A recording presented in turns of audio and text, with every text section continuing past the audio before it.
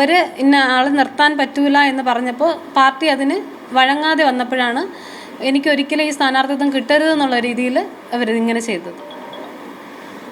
ഇത് ഇന്നിപ്പോൾ ഈ സംഭവം ഉണ്ടായതിനു ശേഷം നിങ്ങളുടെ പാർട്ടി നേതൃത്വമൊക്കെ സംസാരിച്ചിരുന്നോ? ഇവിടെ എൻ്റെ കൂടെ ഉണ്ടായിരുന്ന എല്ലാവരും പാർട്ടി പ്രവർത്തകരാണ്. പാർട്ടിയുടെ മണ്ഡലത്തിൻ്റെയും ജില്ലയുടെയും ചുമതലയുള്ളവരാണ് എൻ്റെ കൂടെ ഉള്ള എല്ലാവരും, ആശുപത്രിയിൽ കൂടെ ഉണ്ടായിരുന്ന എല്ലാവരും. ഇങ്ങനെ നിങ്ങളെ വ്യക്തിപരമായി അധിക്ഷേപിക്കുന്ന സംഭവം ഉണ്ടായിപ്പോൾ നേതൃത്വത്തോട് പറഞ്ഞപ്പോൾ അവരെന്താ മറുപടി പറഞ്ഞത്? അത് സംഘടനാപരമായിട്ട് അവർ നേരിട്ട് സംസാരിച്ചോളാം പറഞ്ഞിട്ടുണ്ട്. പാർട്ടി ഇടപെട്ട് എനിക്കിപ്പോൾ അവരോട് നേരിട്ട് സംസാരിക്കേണ്ട കാര്യമില്ല, ഇത് സംഘടനാ കാര്യമാണ്. അപ്പോൾ സംഘടനയുടെ മുകളിലോട്ടുള്ള ഞാൻ അറിയിച്ചിട്ടുണ്ട്, അവരത് ആ രീതിയിൽ ഡീൽ ചെയ്താലോന്ന് പറഞ്ഞിട്ടുണ്ട്.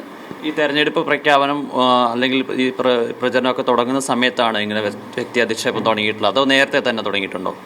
ഇല്ല, സ്ഥാനാർത്ഥിത്വം വന്നതിന് ശേഷമാണ്. അതായത് അവർ ഇന്ന ആൾ നിർത്താൻ പറ്റൂല എന്ന് പറഞ്ഞപ്പോൾ പാർട്ടി അതിന് വഴങ്ങാതെ വന്നപ്പോഴാണ് എനിക്കൊരിക്കലും ഈ സ്ഥാനാർത്ഥിത്വം കിട്ടരുതെന്നുള്ള രീതിയിൽ അവരിങ്ങനെ ചെയ്തത്.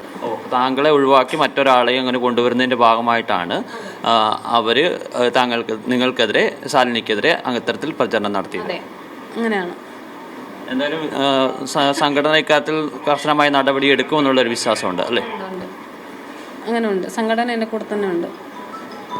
ഈ തെരഞ്ഞെടുപ്പിൽ മത്സരിക്കാൻ സാധിക്കുമെന്ന് കരുതുകയും ചെയ്യുന്നു അല്ലേ?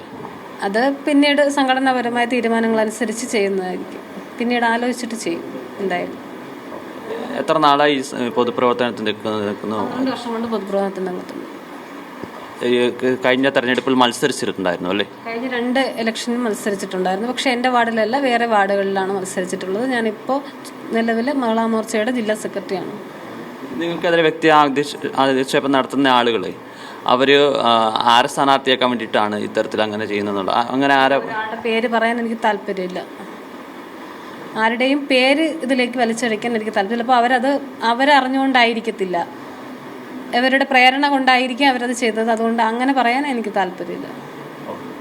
കാര്യം സീറ്റ് നിഷേധിച്ചു എന്നൊരു സംഭവം ഇന്നൊന്നുള്ളതല്ല, പക്ഷേ ശാലിനി ഇവിടെ സ്ഥാനാർത്ഥിയായി വരുന്നത് ഒഴിവാക്കാൻ വേണ്ടിയിട്ട്, അതിനെ തടയിടാൻ വേണ്ടിയിട്ട് സംഘത്തിൻ്റെ തന്നെ പ്രവർത്തകരായിട്ടുള്ള ചില ആളുകൾ ഇതിന് പിന്നിൽ ശ്രമിക്കുന്നു എന്നുള്ളൊരു ആരോപണമാണ് ശാലിനി പറയുന്നത്. എന്തായാലും നേതൃത്വം ഇക്കാര്യത്തിൽ ഒരു മറുപടി നൽകുമെന്ന് തന്നെയാണ് പ്രതീക്ഷിക്കപ്പെടുകയും ചെയ്യുന്നത്.